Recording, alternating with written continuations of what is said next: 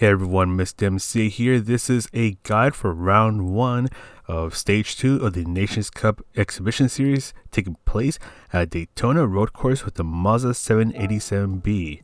So let's take a quick look at the race details, where it's a 24 lap race with any Group 1 car.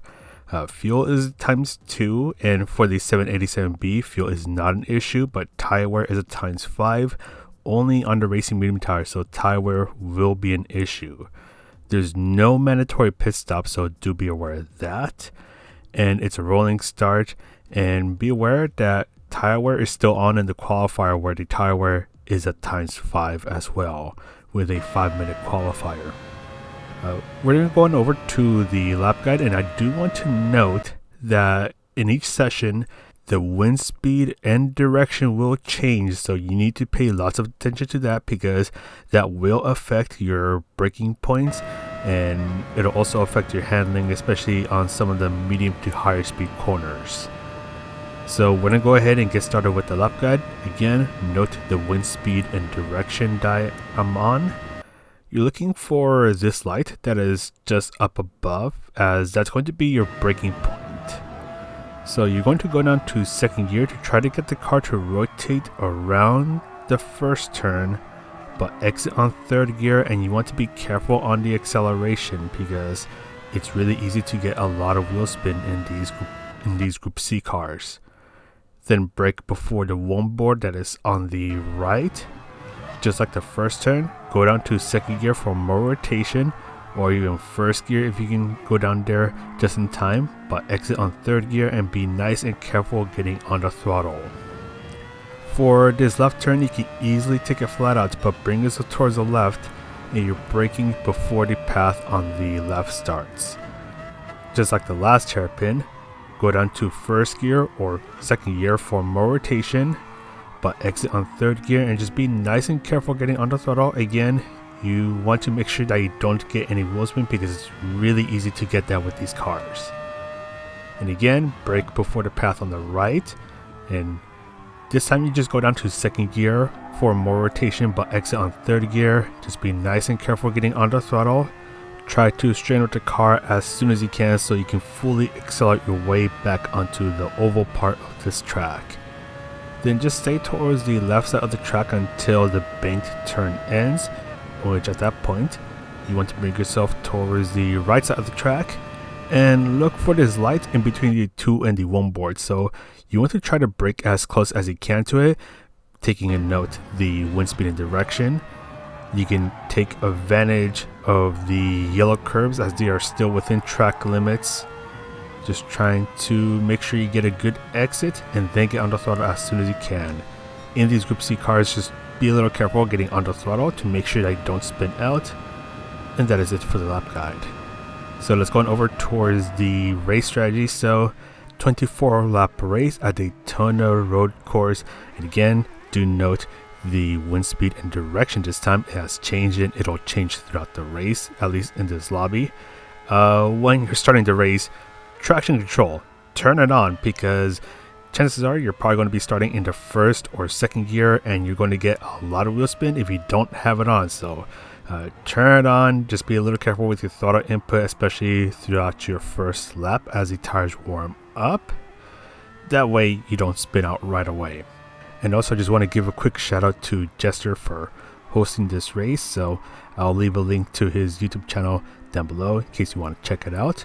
But in terms of strategies, if you're going to be using a Group C car, so we're talking cars like the Mazda 787B, which is the car that you're looking at right now, or the Nissan R92 CP, the Porsche 962C, or the Mercedes Sauber, you want to do a one stop for a tire change, and that is because these cars are pretty harsh on their tires. They're not going to last all 24 laps, even if you do a crazy ton of tire saving. So you want to pit around halfway into the race for a new set of tires. In terms of fuel, for the Mazda 787B, fuel should not be an issue, but it doesn't hurt to just keep an eye on it every now and then to make sure that you are good on fuel and you don't need to do any sort of fuel saving. But at least when I was doing this run, I was just going flat out the entire time, using every single rev that this car has, and fuel was never an issue. Other cars, like the Sauber, they will need to refuel, so if you're going to be using that car, do be aware of that. The refueling speed is 10 liters per second. And again, note the wind speed and direction, because it's going to be different for every single session. And in this one, I'm getting a tailwind into turn 1. So in this case, I'm actually braking way too late, because I'm going to go ahead and go really wide, almost go off the track. And that's definitely going to hurt my momentum a bit. And be careful about being behind someone, because in these Group 1 cars, they have a lot of downforce. So when you're stuck behind someone, you're getting a lot of dirty air, which means you have less downforce, so you're more prone to understeer. And this is especially the case when you're going through the infield part of the track and the bus stops. So you want to adjust your driving style to make sure that you don't end up understeering off of the track. And of course, this is not also taking into account that you also need to worry about the wind direction and the speed. So a lot of things to worry about, and also there's a tire wear. But we're going to go ahead and skip over towards the halfway point of the race, so lap 12. Be aware that there is time progression, so the race will eventually turn into nighttime. So this is a pretty good time for me to go ahead and pin on over to get a tire change. And again, the tires should last you at least halfway into the race. Some people might try to pit a little bit earlier to try to get an undercut, but lap 12 seems to be the sweet spot for getting a tire change. So going over to the pit stop, get a new set of racing medium tires, and your pit loss for this race is around 17 seconds. Luckily, the Mazda 787B is good on fuel, so you shouldn't have to worry about refueling if you're using that car. So we're going to go ahead and show up to the pit stop, say hello to our pit crew, get a nice new set of racing medium tires, and off we go. And just be careful about making your way back onto the track, because there is a turn right in front of you, so you do have to slow down for it. And just be nice and careful as the new set of tires warm up, and you should be good to go for the rest of the race. And do be aware that the wind speed and direction have changed a couple of times in this race. I'm not sure if this is going to be similar in the actual race itself, but just be aware that pay attention to the wind speed and direction, because if it changes, you'll also have to change your driving style a bit to make sure that you don't understeer off the track. But anyways, at the end of this race, it's a long race, 36 minutes and 27 second total time from this lobby race. So make sure you use the restroom before the race starts, because you're going to need a lot of concentration for this race. And if you keep thinking about having to use the restroom while you're doing the race, you're not going to have a good time. And trust me, I've been there before during a 3-hour endurance race. It was a really sucky feeling. But before I end the video, I did want to take a look at a couple of cars. So I went over to custom race and basically did the same settings as the road race itself, except with equal conditions mode on, so there's no wind and it's always afternoon. And well, to sum it up, the pace of the Mazda 787B is almost unmatched, which is why this car is so darn good in the time trials, and it's basically a similar story in the race itself. This car has good top speed. It's pretty good when it comes to handling, at least for the Group C cars. And also, you don't have to worry about turbo lag in this car, because some cars do have turbo lag, and that really kills your momentum, which you'll see later on in this video. So with this test run, I did a 36 minutes and 14 second run, so I just want to put that out there. So then I went ahead and tried the Mazda LM55 VGT Group 1, and here's the thing with this car. This car drives wonderfully. Like, I love the way that you can drive this car. You can be pretty aggressive with it, and the car is like, okay, I'm going to go ahead and do what you want me to do. This car is also so good on its tire wear. It's possible to do a zero stop with this car, but none of it matters because the pace of this car is awfully slow, to the point where I'm finishing over 30 seconds slower than the Mazda 787B.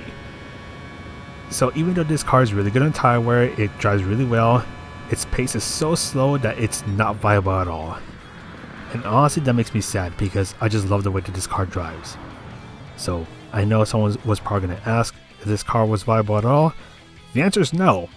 It's 30 seconds slower, more than 30 seconds slower than the Mazda 1087B. So then I started to try out a couple of laps in the other Group C cars. So I tried out the Mercedes Sauber C9. Unfortunately, the pace is just not there, and it's also bad on fuel, so you have to refuel in this car, so that car is not going to work. The Nissan R92CP, it's possible to keep up with the Mazda, but man, you have to really drive this car hard to try to make it work. It also has a lot of turbo lag, so its acceleration coming out of corners is really bad. And if you're still turning, when the turbo kicks in, you're going to spin out and you're a goner. And then this car is also pretty understeery, more understeering than the Mazda. So this car is going to have a hard time trying to keep up with the 787B. Then I tried the Porsche.